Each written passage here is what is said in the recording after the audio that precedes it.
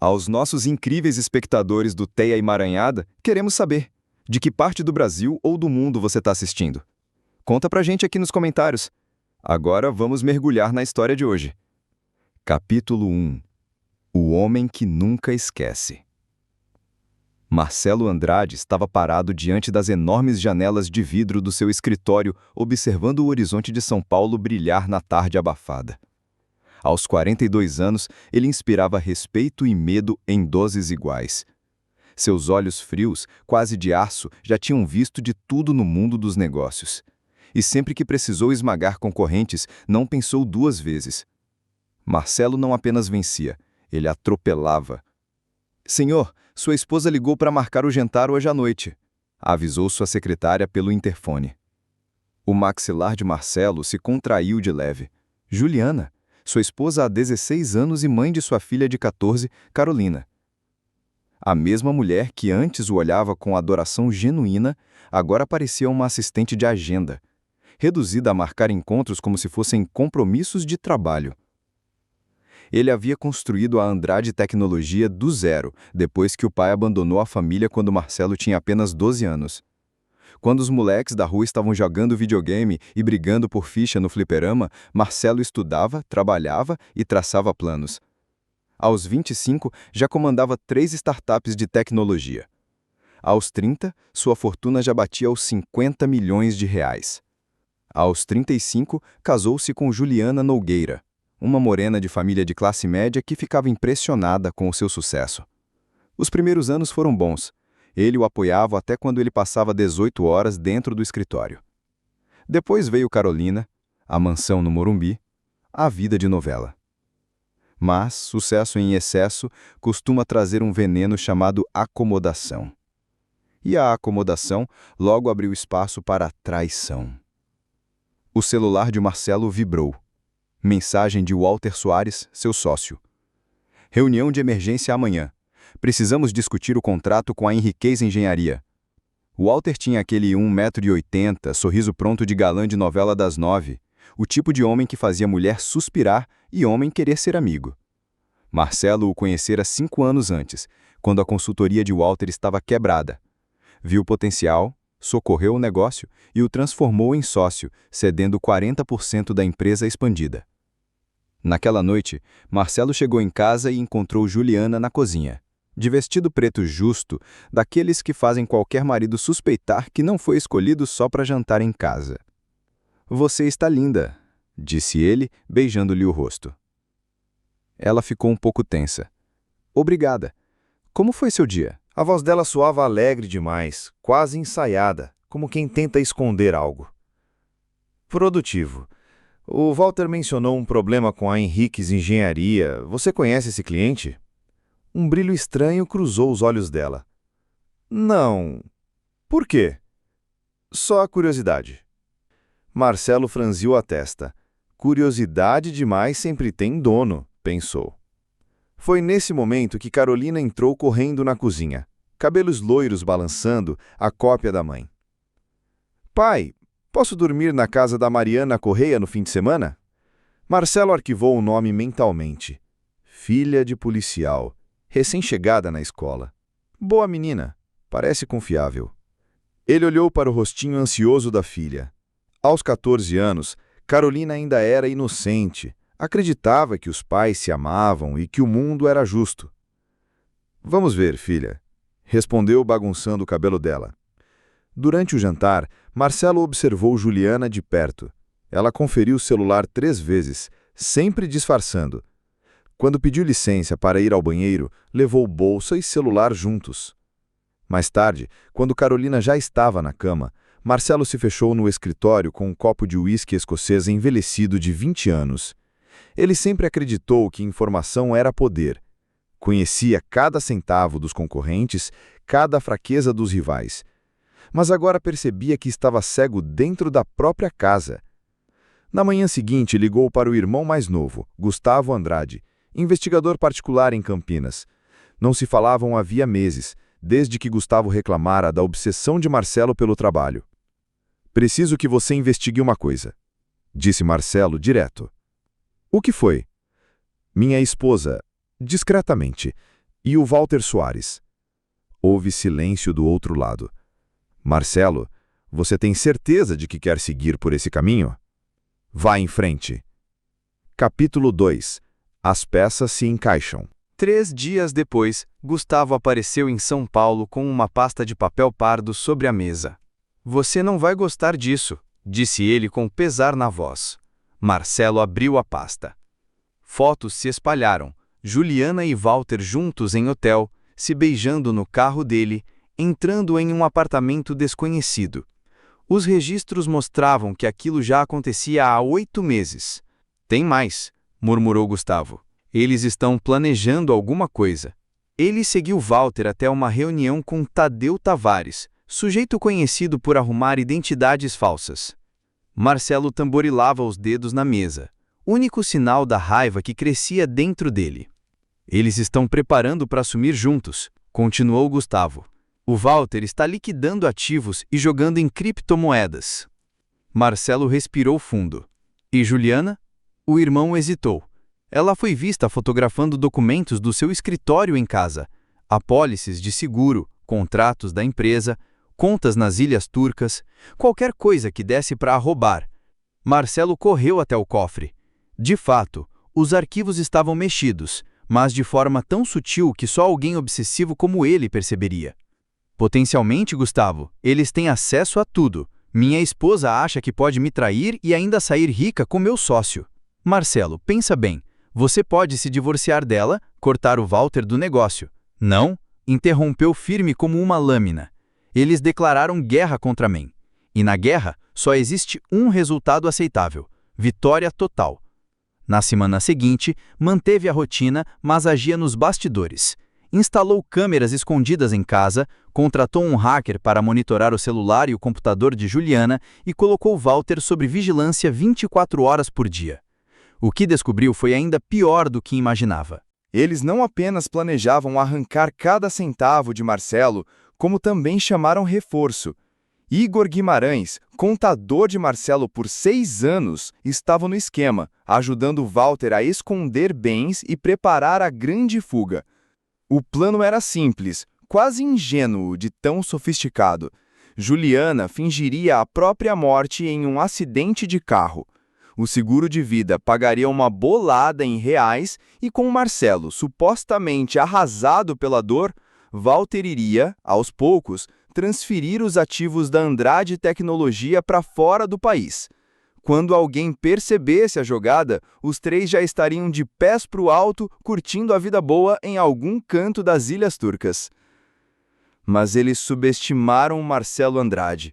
Viram apenas um empresário de sucesso, engordado pela idade e pelo dinheiro. O que não viram foi o garoto de 12 anos que, um dia, jurou que ninguém jamais o deixaria para trás ou o trairia de novo. Marcelo não queria apenas pará-los, queria acabar com eles de uma forma tão devastadora que a traição viraria exemplo. Capítulo 3. A armadilha está armada. O primeiro passo de Marcelo foi procurar Mariana Correia, ex-policial militar que agora trabalhava como consultora de segurança privada. Pequena, loira, com aquela cara de sou boazinha que enganava qualquer um. Perfeita para o que ele tinha em mente. Preciso de alguém que saiba se fingir de morta de forma convincente, disse Marcelo em um café movimentado no centro de São Paulo. Mariana arqueou a sobrancelha. Pedido inusitado, hein, Sr. Andrade? Estou disposto a lhe pagar R$50 mil por um único dia de serviço. Nesse caso, estou ouvindo. Marcelo contou uma versão enxuta da história. Sua esposa planejava fingir a própria morte para roubá-lo, e ele queria inverter o jogo. Então você quer que eu finja ser o corpo da sua esposa? Exatamente. Você será a vítima de um acidente de carro. O legista, que me deve um favor daqueles, vai confirmar a morte. Enquanto isso, minha esposa estará em outro canto, bem viva, vendo o plano dela desmoronar. Mariana ficou em silêncio por alguns segundos, depois assentiu. Tá, e depois? Depois, ela vai lidar com as consequências das escolhas dela. O passo seguinte foi Marcelo mexer no próprio sistema de segurança. Adaptou o equipamento de vigilância da casa para controlar o que seria gravado e quando. Mandou também erguer uma sala secreta no porão, à prova de som, climatizada e confortável. Tipo um Airbnb do inferno, pronto para estadias longas. Enquanto isso, Walter ria da ingenuidade de Marcelo, achando que estava enganando o homem. Já combinava com Juliana. O acidente vai ser nesta sexta-feira. Tadeu já providenciou tudo. Você bate o carro, eu monto a cena e quando descobrirem que o corpo não é o seu, estaremos bem longe. Mas Walter não sabia que Marcelo já havia comprado Tadeu Tavares, oferecendo o dobro do que Walter pagava. Agora, Tadeu jogava do lado de Marcelo. Na sexta-feira cinzenta e chuvosa, Juliana se despediu do marido com um beijo gelado, daqueles que mais parece beijo de peixe morto. Te vejo hoje à noite. A última mentira dela. Marcelo passou o dia finalizando cada detalhe. Mandou revirar o escritório de Igor Guimarães e encontrou provas do desfalque que o colocariam atrás das grades. Também mandou grampear o apartamento de Walter e monitorar todas as ligações. Às 4 da tarde, o telefone tocou. Está feito, avisou Tadeu. O carro da sua esposa bateu em uma árvore na rodovia de Campinas. Mas pode ficar tranquilo, ela nem chegou a tocar no volante. Na verdade, Juliana estava desacordada no fundo da van de Tadeu, dopada durante o que achava ser uma reunião final de acertos. Quando acordasse, já estaria no porão de Marcelo, bem viva, mas completamente nas mãos dele. Enquanto isso, Mariana se fingia de morta nos destroços do carro. Corpo posicionado de forma a esconder o rosto, pronta para que a polícia declarasse: Juliana Andrade está morta. Marcelo ajeitou a expressão mais aflita que conseguiu e voltou para casa, pronto para interpretar o viúvo inconsolável. O teatro estava só começando. Capítulo 4. A apresentação começa. Marcelo estava na cozinha arrumando a mesa para o jantar de aniversário quando bateram à porta. Ele vinha ensaiando aquele momento por semanas, treinando expressões como quem treina a dublagem de novela mexicana. Na porta estava o delegado Bruno Jacinto, impecável no uniforme apesar da chuva fina. Atrás dele, um inspetor mais jovem, com cara de novato compadecido, esperava ao lado da viatura. Senhor Andrade, sou o delegado Jacinto, da Polícia do Morumbi. Marcelo arregalou os olhos, a preocupação ensaiada estampada no rosto. Tá tudo bem, delegado? Receio que não, senhor. Infelizmente tenho notícias muito difíceis. Sua esposa sofreu um acidente fatal há cerca de 1 hora. A atuação de Marcelo merecia Oscar. Seu rosto empalideceu, sua mão tremeu no batente da porta e a voz falhou. Não, isso não pode ser. Ela tá aqui em cima. Tava com dor de cabeça e foi se deitar. O delegado trocou um olhar rápido com o parceiro. Entendo sua dificuldade em aceitar, mas encontramos o carro dela enroscado em uma árvore na rodovia de Campinas. O legista já confirmou. Não. A voz de Marcelo saiu carregada do desespero exato que ensaiara. Ela tá aqui. Vou mostrar a vocês. Subiram juntos as escadas. Marcelo gritou: Juliana, acorda! A polícia acha que você morreu num acidente. A porta do quarto estava entreaberta. Marcelo a empurrou, deixando os policiais verem primeiro. Na cama, sob o cobertor, um corpo feminino, cabelos loiros espalhados no travesseiro, rosto virado para longe. Viu só? Disse Marcelo, fingindo alívio e vingança ao mesmo tempo. Ela daqui só tá dormindo. Mas o instinto do delegado Jacinto falou mais alto. A mão já repousava sobre a arma. Senhor? Afaste-se dela. Isso não é... Marcelo fingia confusão, quase em choque. O delegado sacou a arma, seguido pelo inspetor. Senhor, afaste-se agora. O rosto de Marcelo mudou de alívio para pavor.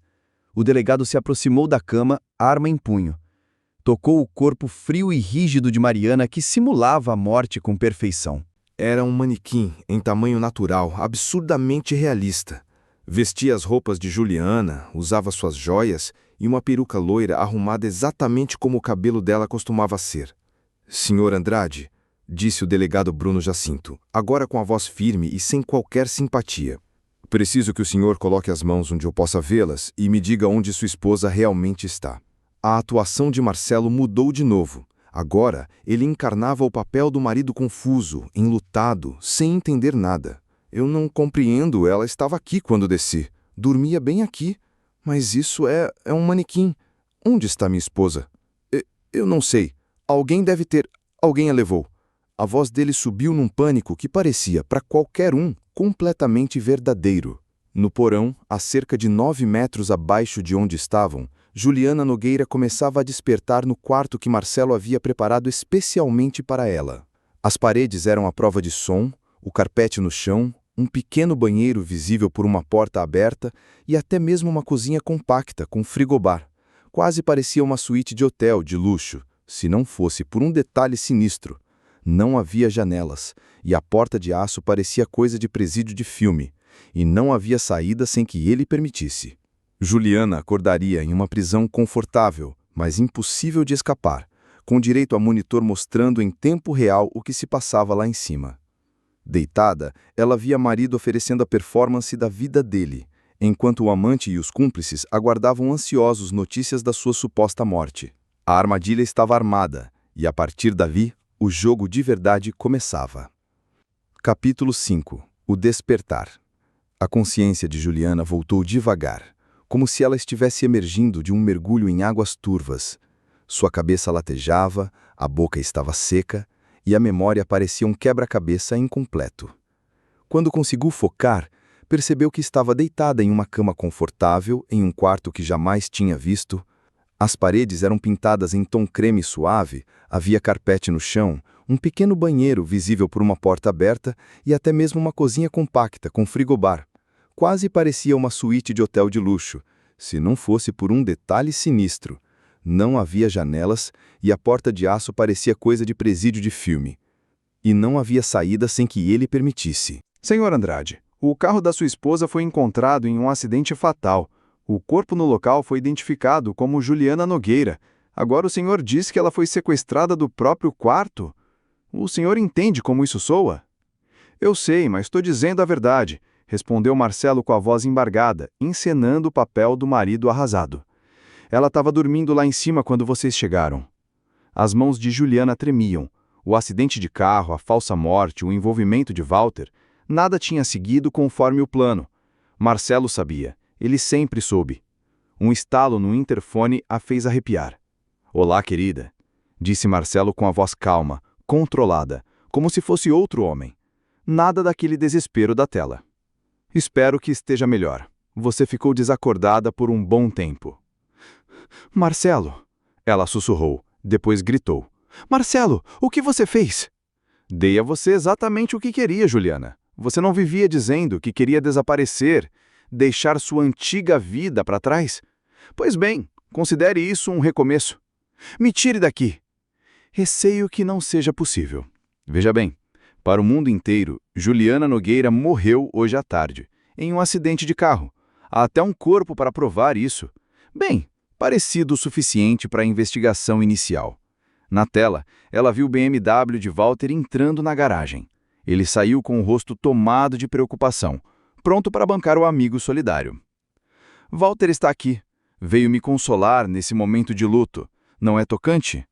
O mesmo sujeito que dormia com a minha esposa agora veio me dar os pêsames.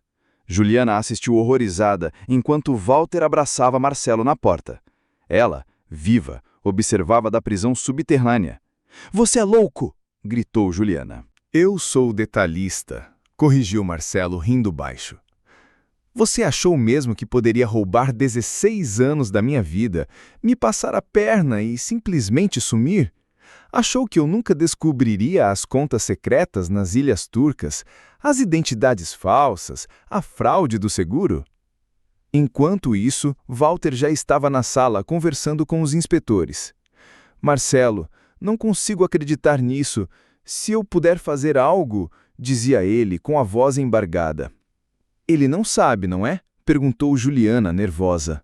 Claro que não. O Walter ainda acha que você está morta.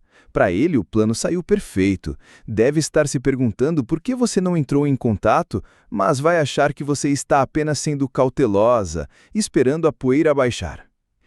Isso é sequestro, assassinato. Eles vão descobrir. Descobrir o quê? Marcelo soltou uma risada curta. A polícia tem um corpo, um carro destruído, um marido em luto que estava em casa preparando o jantar. Walter vai confirmar meu álibi porque falou comigo 1 hora antes do acidente. Logo depois, Gustavo Andrade chegou, disposto a apoiar o irmão na tragédia. Juliana sempre gostara de Gustavo, o achava o mais sensato dos dois. Até o Gustavo está interpretando o papel dele, como se lesse os pensamentos dela. Um grande ator quando bem motivado. Ele entende o que é lealdade familiar, algo que você nunca aprendeu. Nas 2 horas seguintes, Juliana assistiu a um desfile de vizinhos, colegas de trabalho e conhecidos oferecendo condolências. Para todos, Juliana Nogueira estava morta e Marcelo era o marido devastado. Até Carolina, a filha, estava longe dali, na casa da amiga Mariana Correia, recebendo a notícia por telefone. Nossa filha, você vai deixá-la pensar que eu morri? Você vai ficar bem, mais do que bem, retrucou Marcelo. Vai herdar tudo o que seria seu, além do dinheiro do seguro. Vai ser rica e nunca vai descobrir que a mãe era uma ladra trapaceira. Marcelo, por favor. A verdadeira questão, interrompeu Marcelo Andrade, é o que acontece com você agora. Você queria uma nova identidade, um recomeço.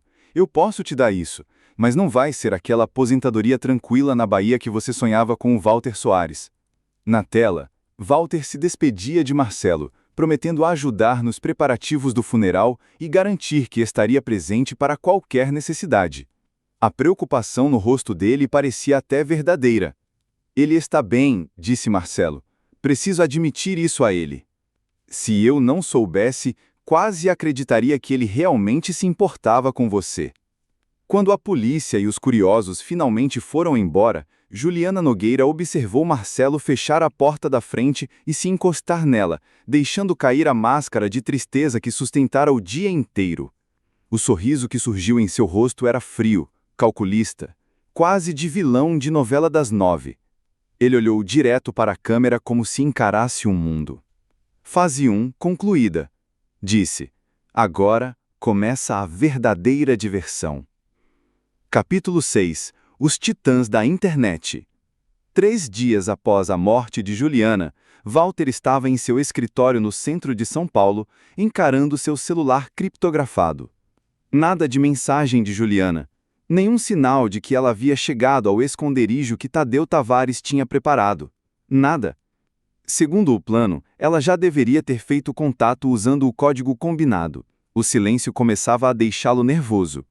Uma batida na porta interrompeu seus pensamentos. Marcelo estava ali, com o ar de um viúvo destruído. Marcelo, disse Walter, levantando-se de repente. Você não deveria estar aqui. Devia estar em casa descansando. Não consigo ficar naquela casa. Tudo me lembra dela. Preciso ocupar a cabeça. Preciso trabalhar. Walter assentiu como cara de bom samaritano, enquanto por dentro já calculava como poderia usar aquilo a seu favor. Um Marcelo abalado e distraído era mais fácil de manipular do que vender TV em liquidação de Black Friday. Claro, o que você precisar, disse Walter. Mas o que ele não sabia é que o Marcelo vinha monitorando suas comunicações havia semanas. Cada mensagem criptografada, cada ligação, cada reunião com os comparsas. Ele sabia de tudo. Na sua prisão subterrânea, Juliana assistia à cena em seu monitor, vendo a falsa preocupação de Walter pelo marido da mulher que ele dizia amar. Uma atuação digna de prêmio de melhor ator do ano. A voz de Marcelo ecoou pelo interfone. Estou quase impressionado com a habilidade dele. Quase. Ele acha que você escapou, e essa incerteza está acabando com ele. Olha as mãos. Percebeu como não larga o celular? Está desesperado por notícias suas. Na tela, Walter realmente não parava de mexer no aparelho, como quem espera a mensagem do grupo da família no Natal. Marcelo, disse Walter, com cuidado. Sei que é difícil, mas você já pensou nos negócios? O contrato com o Henriques Engenharia precisa de atenção e há decisões financeiras que não podem esperar. Confio em você para cuidar disso. Você tem sido um amigo e tanto, Walter. Não sei o que faria sem você. O sorriso de Walter parecia genuíno, pelo menos para quem não sabia o que Marcelo sabia. Vamos superar isso juntos, Walter. Juliana não gostaria que você largasse tudo que construiu. Você tem razão, concordou Marcelo. Ela queria que eu lutasse para manter o império que começamos. Naquela tarde, Marcelo deu o próximo passo. Igor Guimarães, contador que ajudava Walter a desviar dinheiro, recebeu a inesperada visita de supostos agentes investigando empresas em São Paulo. Inspetor? Chamou a mulher que liderava a abordagem, apresentando-se como Silvia Honorato, sentando-se à frente de Igor. Recebemos informações de que várias contas foram manipuladas nos últimos 6 meses. O rosto de Igor ficou branco. Não sei do que está falando. Sabe sim. Encontramos movimentações suspeitas, compras de criptomoedas, transferências para as Ilhas Turcas, tudo saindo das empresas que você gerencia, disse Silvia deslizando uma pasta na mesa. Isso é só o começo. Temos provas de que você e outros desviaram recursos da Andrade Tecnologia. Pode colaborar e contar quem mais está envolvido ou vai sobrar só para você. O que Igor não sabia era que Silvia não era agente coisa nenhuma. Era a atriz contratada por Marcelo. As provas eram forjadas com tanto capricho que poderiam enganar até juiz de futebol. E a pressão funcionou. Em menos de 1 hora, Igor já estava entregando tudo, apontando Walter como chefe do esquema. Na prisão, Juliana assistia horrorizada ao colapso de Igor. Você está incriminando eles, disse ela. Estou revelando quem eles são de verdade, corrigiu Marcelo. Igor me roubava. Walter planejava roubar milhões. Só estou acelerando o inevitável. Mas será que vão acreditar quando verificarem as credenciais da tal agente? Quando isso acontecer, Igor já terá confessado crimes demais. E Walter vai estar tão ocupado tentando apagar os rastros que não vai nem perceber a armadilha se fechando ao redor dele. Naquela noite, Walter recebeu um telefonema de Igor em pânico. Eles sabem de tudo. Os federais já tinham provas sobre as contas e sobre as transferências de dinheiro. Alguém claramente havia soprado a informação. Walter ficou possesso. O que você contou para eles? Nada ainda, mas eles voltam amanhã com o mandado. Walter respirou fundo, tentando parecer calmo, mas estava longe disso. Calma, deixa eu pensar. Pensar era justamente o que Marcelo queria que Walter fizesse. Cada minuto em que ele se corroía com o medo da investigação era um minuto em que não tentava ligar para Juliana ou se perguntava por que o plano perfeito deles tinha virado fumaça. No monitor, Juliana assistia Walter andar de um lado para o outro em seu apartamento no Morumbi, como um cachorro preso no quintal pequeno, ligando freneticamente para advogados e tentando bular rotas de fuga. Ele já está te abandonando, comentou Marcelo. E era verdade.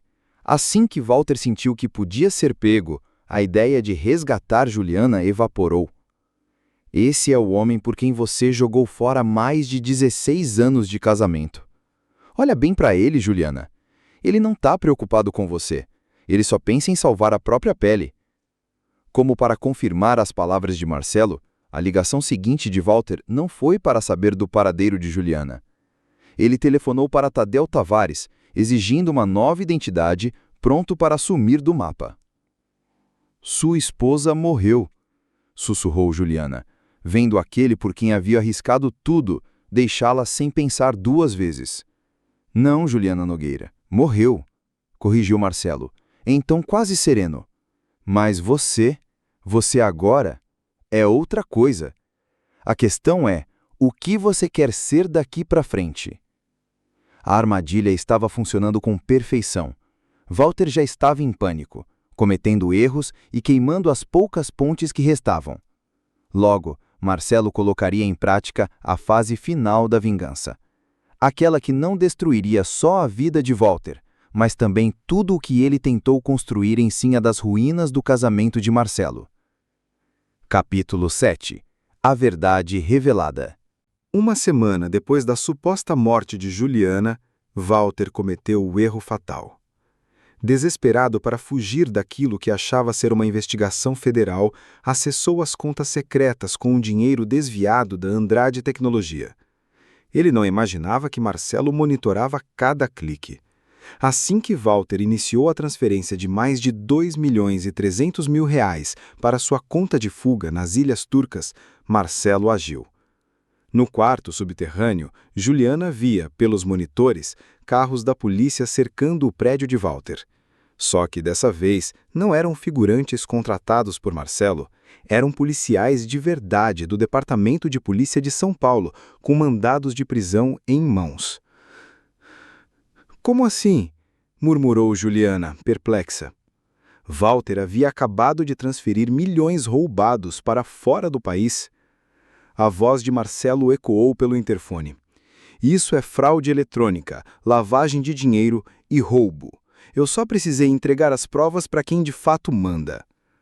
Na tela, o delegado Bruno Jacinto, o mesmo que investigara o acidente de Juliana, liderava a invasão. Walter Soares, você está preso por peculato, fraude eletrônica e conspiração para roubo. Walter foi algemado ainda de pijama, aos berros. Isso é loucura! Eu não fiz nada! Mas as evidências gritavam contra ele. Marcelo havia documentado cada detalhe, cada real roubado, cada papel falsificado. A própria ganância de Walter virou sua forca. E o melhor, completou Marcelo pelo sistema de som. Ao tentar fugir com o dinheiro, ele mesmo provou a culpa. Nenhum júri vai acreditar nessa cara de santo que ele tenta bancar. Enquanto Walter era levado algemado, Juliana percebeu algo que fez seu sangue gelar. No meio da multidão, filmando com o celular, estava Gustavo Andrade, irmão de Marcelo. Ele deveria estar apoiando a família naquele momento. Mas não parecia chocado nem triste. Ao contrário, exibia um sorriso satisfeito. Gustavo estava nisso desde o começo, sussurrou Juliana. Exato, confirmou Marcelo. Ele foi meus olhos e ouvidos por meses. Cada prova contra Walter, cada detalhe, foi ele quem trouxe. E isso é lealdade de família, Juliana. Algo que você nunca entendeu. Logo depois, quem apareceu foi Carolina, filha de 14 anos de Marcelo, retornando de uma longa estadia na casa da família Correia. Juliana assistia pela tela quando a menina abraçou o pai, ambos chorando. Carolina de tristeza, Marcelo de aparente alívio. Pai, eu ainda não consigo acreditar que a mamãe morreu, disse Carolina, a voz embargada. Marcelo a envolveu num abraço forte. Eu sei, meu bem, mas a gente vai superar juntos. Sua mãe te amava mais que tudo. Juliana não aguentou. Desabou em lágrimas. Sua filha sofria achando que a mãe estava morta, enquanto Marcelo a confortava com mentiras tão frias quanto fila de banco em segunda-feira. Deixa eu vê-la, implorou Juliana pelo interfone. Por favor, Marcelo, deixa eu ver a Carolina. Carolina está de luto pela mãe, respondeu ele sem emoção. Juliana Nogueira está morta. Foi você quem escolheu isso quando fingiu a própria morte. Eu não ia abandoná-la. O plano era levá-la comigo quando tudo acalmasse. O plano era roubar 50 milhões de reais e sumir, largando eu e Carolina com as consequências. Agora não inventa história só porque foi pega. Nos dias seguintes, Juliana foi obrigada a assistir sua vida seguir sem ela. Carolina voltou à escola, recebendo carinho de todos pela perda da mãe. Já Marcelo interpretava o papel de pai solteiro exemplar, tirando folgas para cuidar da filha. Enquanto isso, a prisão de Walter dominava as manchetes. Sócio de empresa em São Paulo é preso em esquema milionário de desvio de dinheiro, noticiava o jornal. O artigo detalhava como Walter Soares supostamente havia roubado milhões da Andrade Tecnologia ao longo de vários meses, usando sua posição como sócio para acessar contas da empresa. O que o artigo não mencionava, e que ninguém, exceto Marcelo Andrade, sabia, era que grande parte desse dinheiro roubado havia sido na verdade movimentado pelo próprio Marcelo, criando um rastro de papel que levava diretamente às contas de Walter. Você o incriminou, disse Juliana Nogueira durante uma de suas conversas diárias. Eu o denunciei, corrigiu Marcelo. O Walter estava me roubando, talvez não milhões, mas desviava dinheiro sim. As contas em criptomoedas eram reais, as transferências para o exterior também eram reais. Eu simplesmente, digamos que dei uma ajeitada nas provas. Ajeitada? Você fabricou provas, retrucou Juliana. Eu documentei os crimes dele, só isso, rebateu Marcelo sem piscar. O fato de ele ter movimentado parte do próprio dinheiro para fortalecer o caso não mudava nada. Walter era um ladrão e um traidor. E o Igor Guimarães? Perguntou Juliana. O Igor está colaborando totalmente com as autoridades. Prestou depoimento detalhado sobre o esquema de apropriação indébita do Walter, em troca de uma pena reduzida. Vai pegar 5 anos em regime de segurança mínima, em vez de 20 numa prisão pesada. Tá rindo à toa. Juliana percebeu com um nó na garganta que Marcelo havia orquestrado tudo com precisão cirúrgica. Walter passaria décadas atrás das grades. Igor cumpriria sua pena reduzida, e Marcelo emergiria como a vítima, o amigo traído que perdera a esposa e o sócio para um plano sujo. E eu? Arriscou ela. Qual é o meu papel nessa obra de teatro? Você, minha querida, é a vítima trágica cuja morte expôs os crimes deles. Se você não tivesse morrido naquele acidente de carro, o Walter poderia ter levado tudo que eu possuía. Sua morte salvou a empresa, protegeu a herança da Carolina e revelou a verdade sobre as pessoas em quem eu confiava. E eu não estou morta, retrucou Juliana. Juliana Nogueira pode até estar viva, mas a Juliana Andrade já foi enterrada. Respondeu Marcelo frio como gelo. O corpo dela havia sido sepultado no dia anterior, numa cerimônia emocionante. Carolina jogara uma rosa no caixão e Marcelo fizeram um discurso fúnebre digno de novela das 9, declarando o quanto amava a esposa, apesar dos seus defeitos. Juliana, em choque, percebia que havia perdido o próprio velório, assistindo pela tela de um monitor, enquanto amigos e familiares choravam diante de um caixão vazio, a poucos metros dali, no subsolo. Você é completamente maluco, sussurrou ela. Não maluco, meticuloso, corrigiu Marcelo. Agora chegamos ao ato final. O Walter vai passar os próximos 30 anos na prisão. O Igor vai cumprir seus 5 anos e depois sumir no programa de proteção a testemunhas. A Carolina herdará tudo e nunca saberá que a própria mãe foi uma criminosa. E eu? Insistiu Juliana. Você pode escolher, disse Marcelo como se falasse de uma compra no mercado.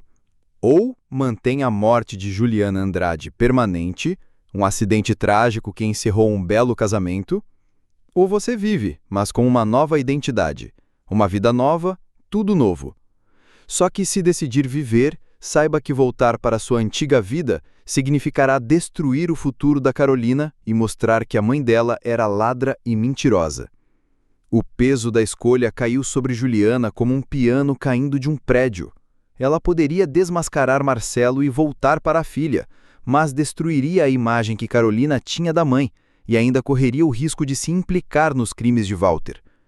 A outra opção seria desaparecer de vez, deixando Carolina acreditar que a mãe dela havia morrido por amor, preservando a herança e a inocência da filha. Escolha com cuidado, alertou Marcelo, porque essa é a única escolha que você vai ter. Capítulo 8. O confronto final. 2 semanas após sua suposta morte, Juliana pediu um encontro presencial com Marcelo, a primeira vez que ficariam frente a frente desde o início do seu cativeiro. Ele entrou no quarto subterrâneo carregando uma cadeira, que colocou calmamente em frente à cama onde ela estava. Estava mais magro, mais duro, como se o último mês tivesse sugado toda a maciez que um dia possuíra. Você está com uma aparência horrível, observou Marcelo quase como um médico analisando um paciente. 2 semanas num porão úmido fariam até modelo de capa da revista Caras perder o glamour, respondeu Juliana com sarcasmo. Apesar de tudo, ela não pôde deixar de notar que Marcelo parecia melhor do que nunca. A vingança aparentemente lhe caía bem. Já decidiu? Perguntou ele. Quero entender primeiro, por que esse plano tão mirabolante? Por que não pediu o divórcio, processou o Walter e seguiu sua vida? Marcelo recostou-se, analisando-a como quem avalia um contrato de negócios. Porque o divórcio teria dado a você metade de tudo que eu construí. Processar o Walter o transformaria em mártir, e seguir em frente significaria aceitar que vocês venceram. Então é sobre vencer? Provocou Juliana. Não, é sobre justiça. Você e o Walter acharam que poderiam destruir minha vida e sair ricos. Mas veja só, o Walter está numa prisão federal, o Igor vai sumir sob proteção e você está aqui, escolhendo entre a morte e o exílio. E a Carolina? Você não se importa com o que isso está fazendo com ela?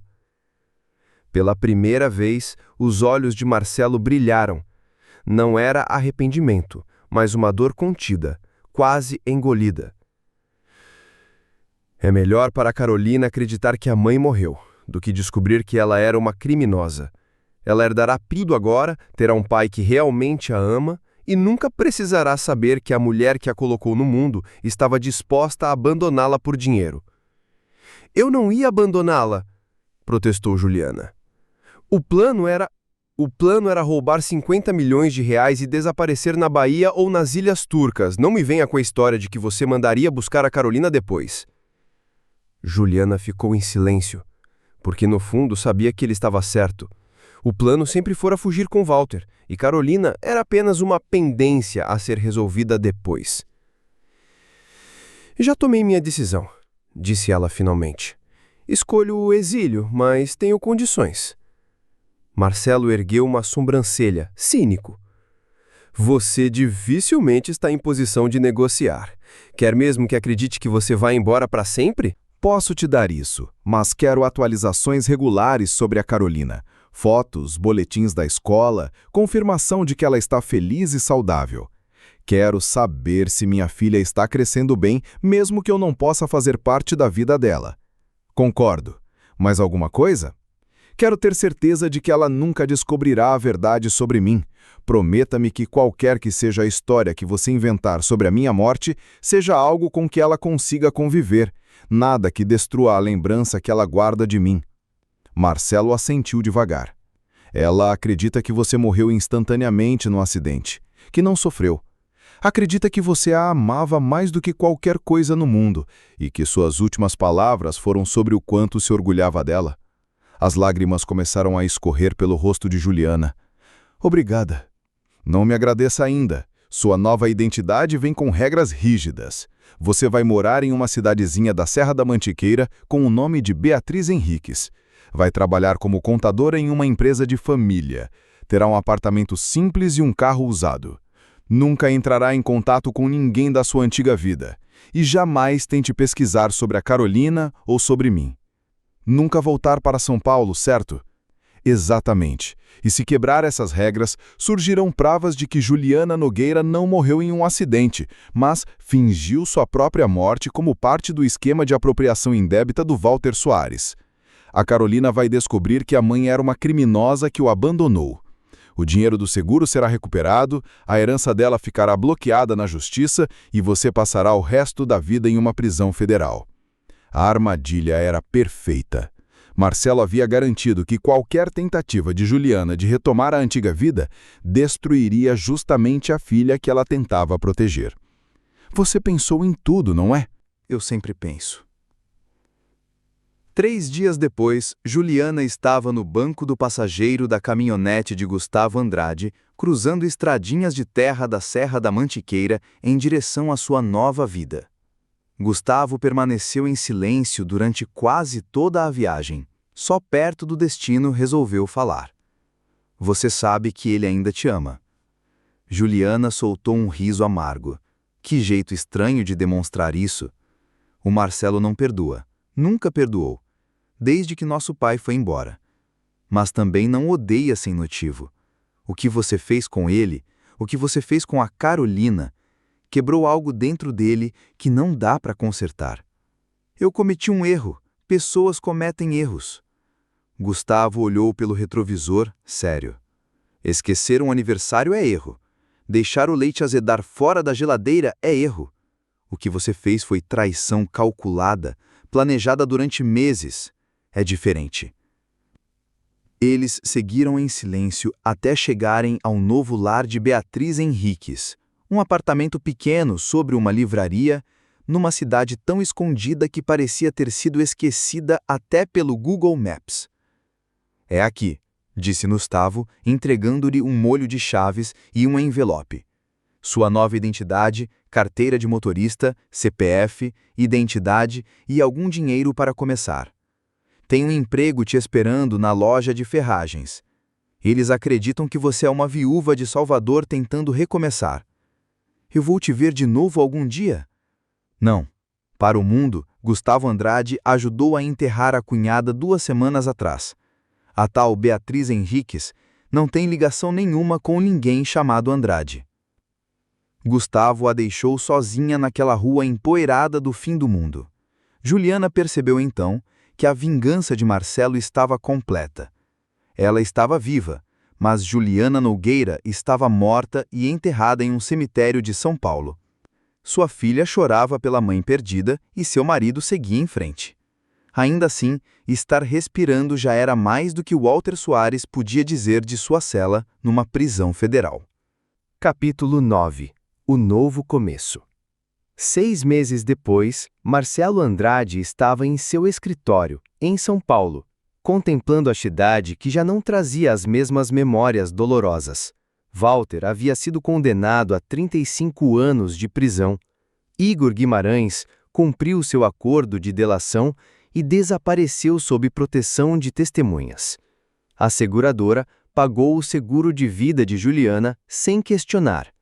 A Andrade Tecnologia estava mais lucrativa do que nunca, absorvendo a parte de Walter na sociedade e eliminando o desvio de dinheiro que vinha sangrando a empresa havia meses.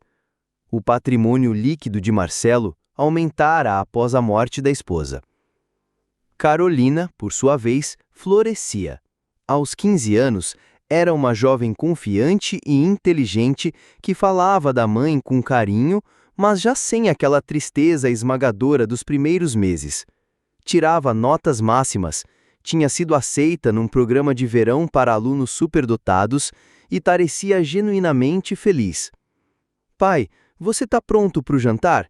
perguntou, espiando pela porta do escritório. "Quase terminando", respondeu Marcelo, fechando uma pasta de documentos. "Ótimo, porque hoje eu fiz aquele macarrão que a mamãe me ensinou." Ela fez uma pausa, a referência automática à mãe ainda trazia às vezes uma pontada de dor. "Ela ficaria orgulhosa de ver como você cozinha bem", disse Marcelo com ternura. Carolina sorriu. "Eu também acho." Enquanto caminhavam para a cozinha, Marcelo refletiu sobre como havia reconstruído sua vida. Tinha apagado os rastros de traição, garantido o futuro da filha e se livrado dos inimigos. Na Serra da Mantiqueira, Beatriz Henriques fechava o turno na loja de ferragens Simões e caminhava os 3 quarteirões até seu pequeno apartamento. Estava diferente. Tinha emagrecido quase 10 quilos, o cabelo estava mais curto e escuro, e suas roupas eram simples, bem longe do estilo chamativo da antiga Juliana. Mas estava sobrevivendo. O trabalho era honesto, a cidade tranquila. E todos os meses, um envelope sem remetente chegava com fotos de Carolina, na escola, em casa, com os amigos. Observando a filha crescer através de fotos cuidadosamente recortadas que escondiam qualquer vestígio da vida de Marcelo, Carolina parecia feliz, e no fim das contas, era isso que importava.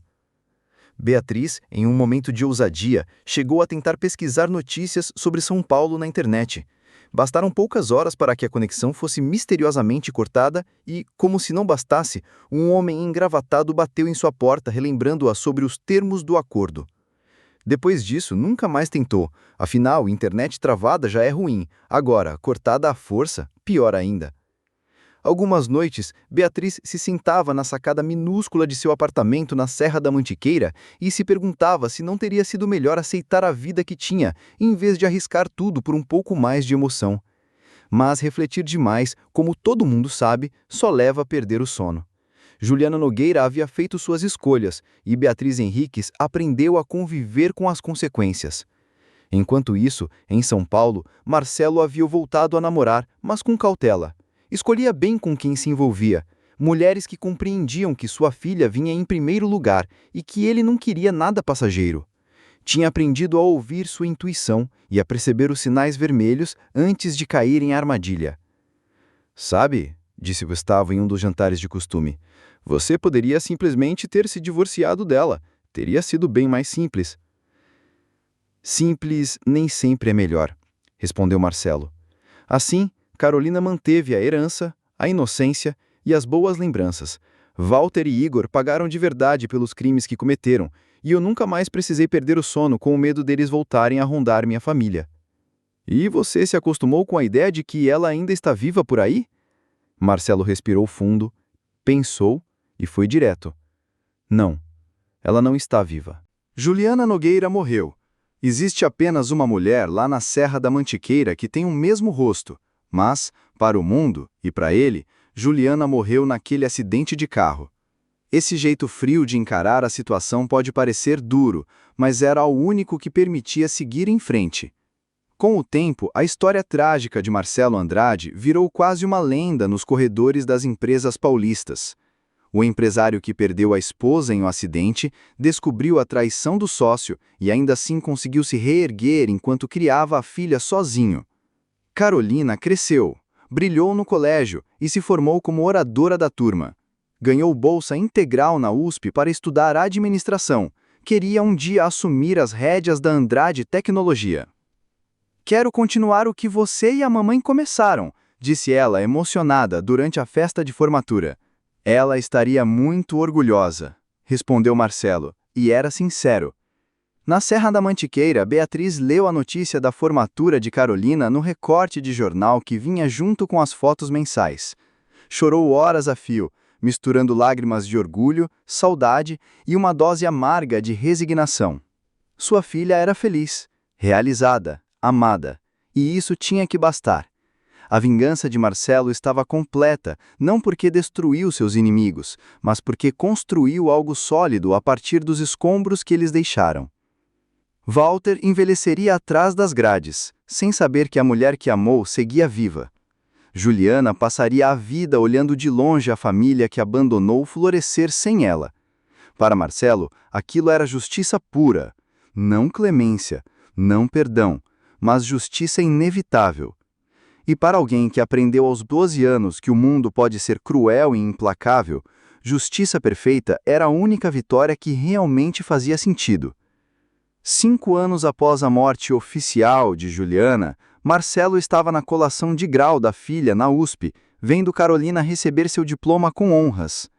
Ela estava radiante, iluminada e completamente alheia à escuridão que quase destruiu sua família.